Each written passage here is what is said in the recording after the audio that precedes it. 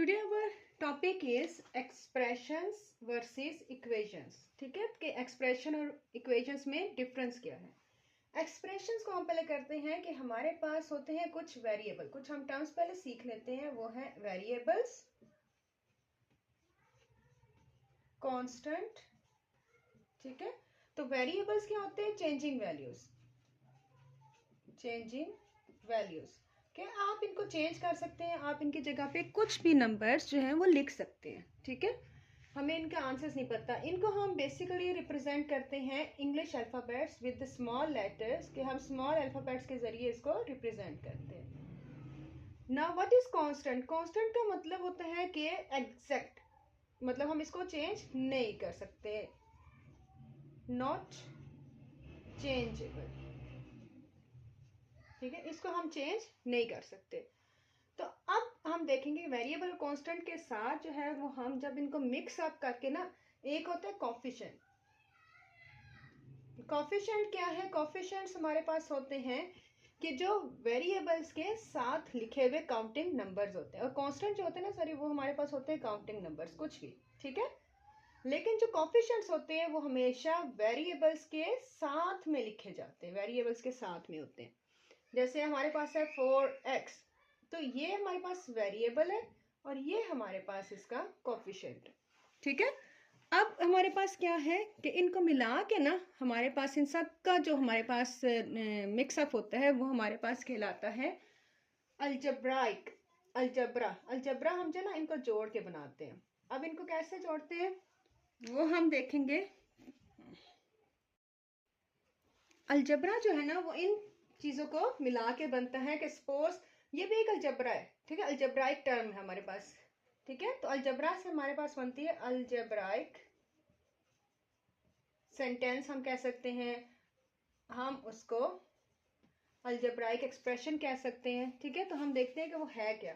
तो पहले तो हमारे पास ये 3 टर्म है जो हमने लिखी है। अब हमारे पास क्या है कि हमारे पास सपोज लिखे हुए हैं 4x + 2, 7x square plus y minus 1। ठीक है, ये हमारे पास क्या है? ये वेरिएबल्स, कांस्टेंट्स एंड जो हमारे पास क्या था?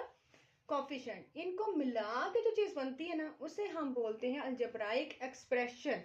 अब इक्वेशन भी उसी तरह बनती है। मैं दोनों का फर्क आपको बता दूंगी। बेसिकली ये भी वही चीज है, अलजेब्राइक एक्सप्रेशन। ठीक है, एक्सप्रेशन, सेंटेंस, कुछ भी बोल सकते हैं आप। इसमें क्या होता है कि हमारे पास कोई और ग्रेटर देन, लेस देन या इक्वल का साइन नहीं होता। बाकी तो इसमें ऐसा कुछ भी नहीं है। लेकिन अगर हम इसी चीज को हम लिख दें ना 4x + 2 is equal to y कर देते हैं, 4x + 2 इज इक्वल टू 1 कर दें, तो जब ये साइन ना ये इक्वालिटी को शो करता है।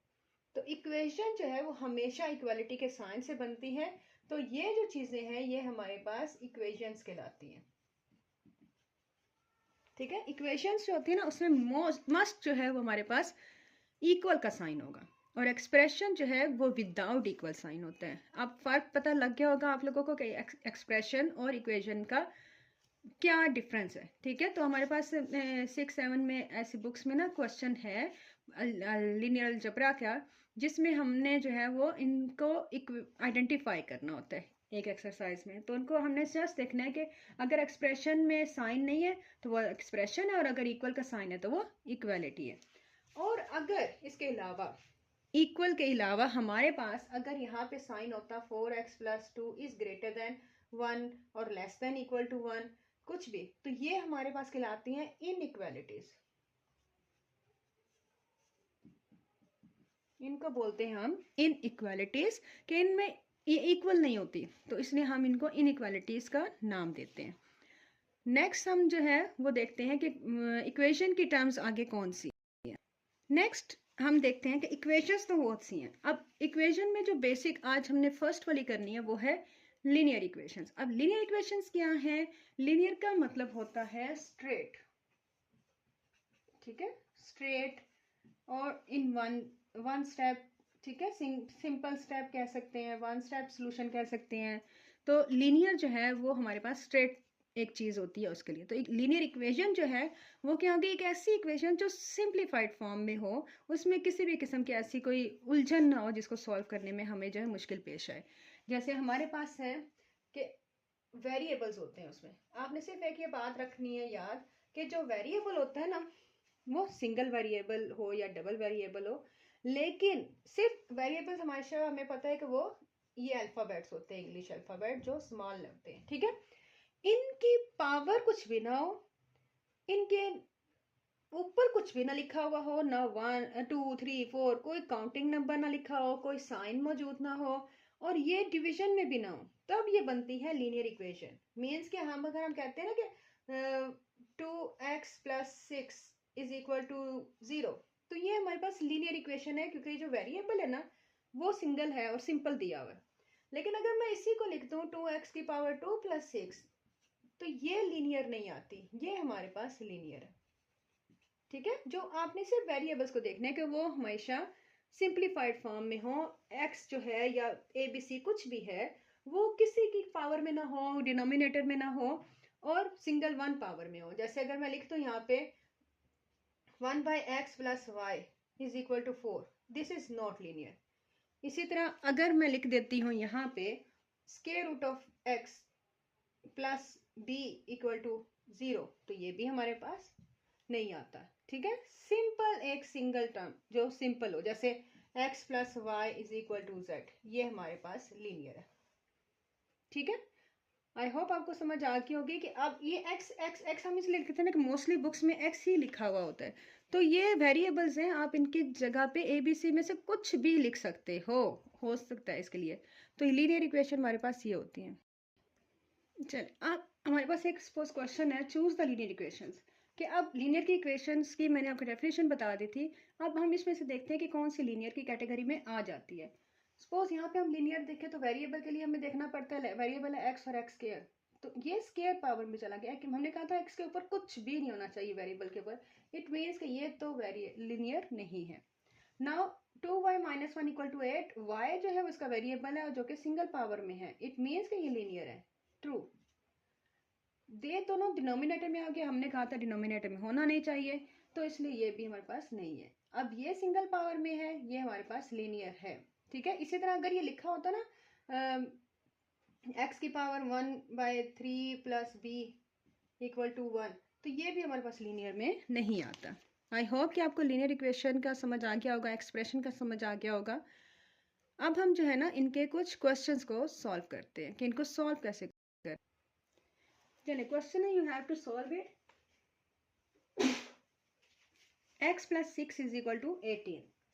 इनको सॉल्व करने का तरीका क्या है कि आपने जो वेरिएबल होता है ना उसको अकेला रखना होता है एक साइड पे, उसके साथ के नंबर हम दूसरी साइड पे ले जाते हैं, और हम जो है सबसे पहले प्लस माइनस वाले नंबर्स को तो लेके जाते हैं, और अगर x और इन दोनों के नीचे कुछ नंबर लिखा होता है तो पहले उसको लेके जाते हैं, ठीक है, क्योंकि हमें पता है कि डिवीजन को फर्स्ट करते हैं। अब हमारे पास क्या है कि हम क्या करेंगे, फर्स्ट +6 को हम मूव आउट कराएंगे 18 के साथ, तो हम क्या करेंगे, जब ये साइन होता है ना प्लस साइन, इसके ऑपोजिट वाला नंबर यहाँ लिखते हैं, ऑपोजिट साइन वाला नंबर वही रहता है दोनों साइड पे, ठीक है। हमने इस नंबर को इधर मूव करवाया, ये वहीं पे रहता है, तो ये अगर प्लस में है तो यहाँ माइनस हो जाएगा, माइनस है तो प्लस, मल्टीप्लाई डिवाइड, डिवाइड है तो मल्टीप्लाई। अब ये दोनों कैंसिल, देन 18 - 6 इज 12। और अगर हम इसको चेक करें तो चेक करने के लिए क्या होता है कि हमारे पास x+6=8 है, 18 है, तो हम x की प्लेस पे 12 लिख देंगे, +6=18, इट मीन्स 12 + 6 = 18, तो हमेशा आंसर ना आपके बिल्कुल करेक्ट आएगा। इसी तरह सपोज हमारे पास एक और क्वेश्चन है, सेकंड वन, के हमारे पास है 4x - 1 = 6, ठीक है। तो इसमें हम सबसे पहले क्या करेंगे, जो ये माइनस वाला ना उसको उधर शिफ्ट करने के लिए हम इसका +1 दोनों साइड पे लिखेंगे, ठीक है। तो 4x = 6 + 1 7। अब देखें तो x के साथ 4 के और x के बीच में कोई नंबर नहीं है, ना साइन है, इट मीन्स कि ये दोनों मल्टीप्लाई हो रहे हैं। तो इसको x को अकेला करने के लिए हम क्या करेंगे, ये जो 4 है वो हम डिवाइड कर देंगे दोनों साइड पे, ठीक है। हमेशा ऑपोजिट से करना है, तो x = 7/4, ये आ जाएगा इसका। अब अगर हम इसको चेक करें चेक के लिए हम क्या करेंगे, 4x माइनस 1 इक्वल टू 6 है, तो 4 इंटू 7/4 माइनस 1 इक्वल टू 6, 4 की कटिंग होगी 7 minus 1, 6 is equal to 6। It means कि हमारा दोनों जो है वो आंसर बिल्कुल ठीक है। इसी तरह के और आधे क्वेश्चन हमारे पास है। चलें, अब हमारे पास एक क्वेश्चन है 8y plus 7/2 is equal to 4।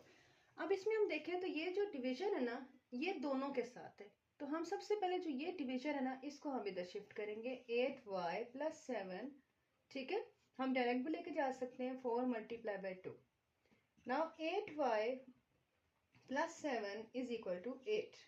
अब ये जो प्लस 7 है ना, उसको हम मूव आउट कराएंगे दूसरी साइड पे, तो प्लस 7 था, इस साइड पे आके हो गया -7। 8 माइनस 7 इज इक्वल टू 1। तो y इज इक्वल टू आ जाएगा, और y इज इक्वल टू ये 8 मल्टीप्लाई में इधर डिवाइड में चला जाएगा 1/8, ये आपके पास इसका आ जाएगा, ठीक है। तो अब इसको भी चेक कर लेते हैं। तो इसकी चेकिंग के लिए हमारे पास क्या है कि 8y plus 7/2 is equal to 4 है। तो 8 इंटू वाई 1/8 है, plus 7/2, 8 cancel, 7 plus 1 8, 8/2, 2 1s are 2 4s are 4 is equal to 4। तो ये भी हमारी चेकिंग वाला आंसर बिल्कुल ठीक आया। अब इस तरह के और बहुत से क्वेश्चंस हैं, आप कमेंट्स में क्वेश्चंस पूछ सकते हैं मेरे से। तो आप मुझे और भी टॉपिक बताएं कि आपको किस पे ज़्यादा मुश्किल आ रही, ताकि मैं उसको जो है वो आपके लिए उसका लेक्चर आपके लिए तैयार करके भेजूँ, और होप के फुली कि आपको वो समझ भी आ जाए और आप जो है वो अच्छी तरह समझ जाएं कि इन टॉपिक्स का मतलब क्या है। तो मेरे पेज को फॉलो करते रहें, लाइक करें। थैंक यू, अल्लाह हाफिज़।